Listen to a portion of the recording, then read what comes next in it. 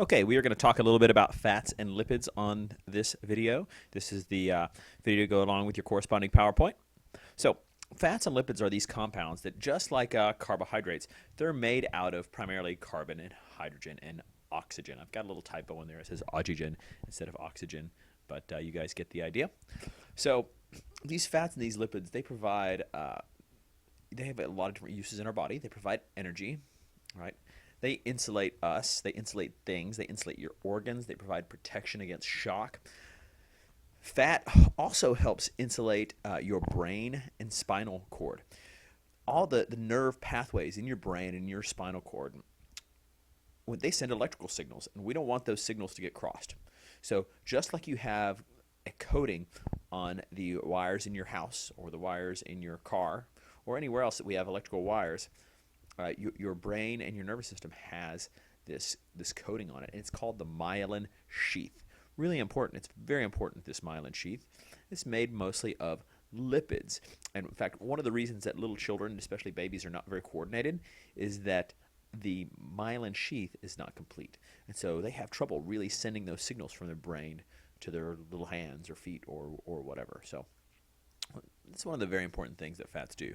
Our fats and lipids are also involved in cell structure. They help carry things. They function as carriers to get things from point A to point B, such as fat-soluble vitamins. And when we talk about vitamins, we'll talk about that specifically.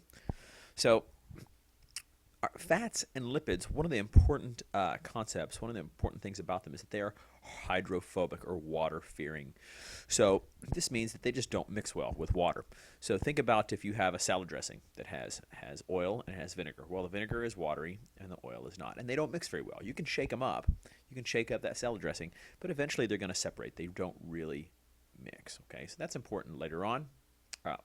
Our storage form of fat is called triglyceride. Okay, so triglyceride, this is the most abundant form of fats and lipids in our body, and that's the storage form, right? If we carry a little fat around our belly or wherever you might carry it, that is triglyceride, okay? It provides energy in the form of 9 calories per gram. We want about 20 to 35% of our calories to be from fat, and we really have fat in almost every single cell in our body. And we will get to that. It's very important for the cell structure. And then the myelin sheath, which we already talked about. Okay. So fatty acids make up triglycerides, or the most abundant fat in your body, right? So what they are is there are 3 of these long carbon chains, and they each have a COOH group on the end. So that's the fatty acid. The COOH is the acid part, right? So we get 3 of these carbon chains, and we get a glycerol backbone. So if we look here, here's what I'm talking about, right? This is a carbon chain. This right here is the carbon chain, right? We've got the COOH here as well, okay?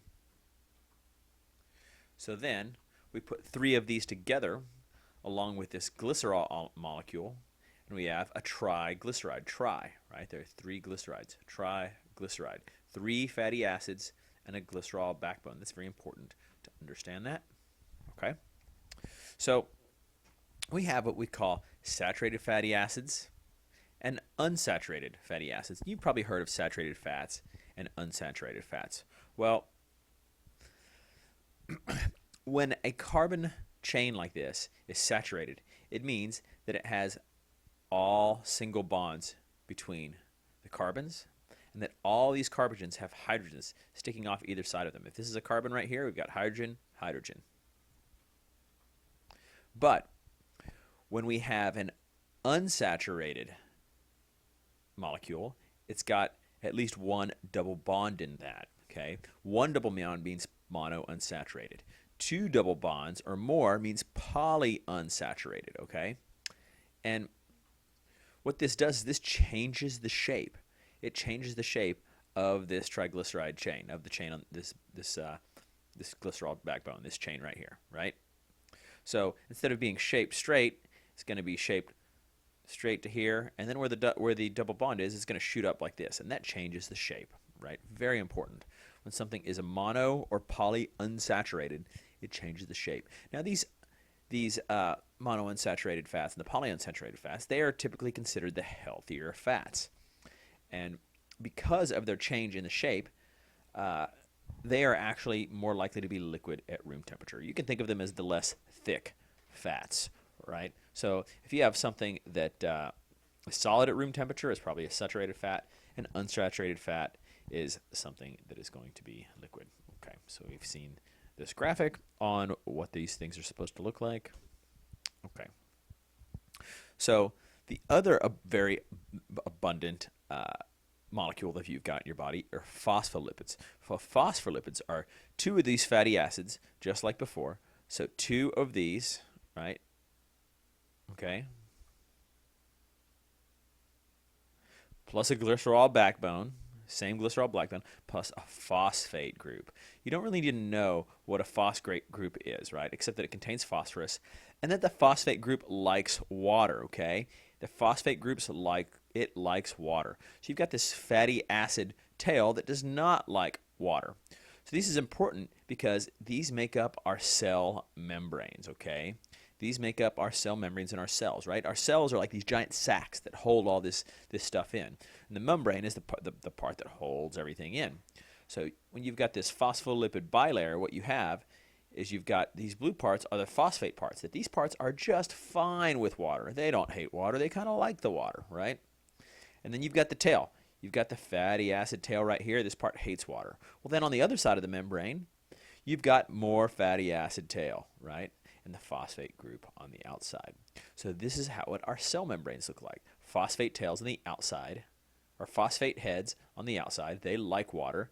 Fatty acid tails on the inside. They hate the water. Okay. Then you've got some other things sprinkled throughout here, like these yellow things. These might be some proteins that carry things across, or other things. But you can see how the phospholipid bilayer makes up the bulk of the membrane of the cell.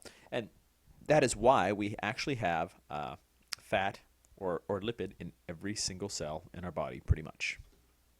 Okay, another class of lipids is going to be sterols. So sterols, instead of being a chain like the phospholipids and the triglycerides, a sterol is going to be a ring, right? So it's going to be kind of a circular shape of hydrogen and carbon. And these are very important. These are precursors to other compounds, such as cholesterol would be the one that you'd most commonly hear about. And something like cholesterol, it's not essential. Your body can make it, but still making the sterols are very important. They are involved a lot in hormones and things like that. So I'm going to go ahead and stop here. This PowerPoint is really meant to supplement your book. So as you check out the text, check this out, and hopefully it will help get the point across.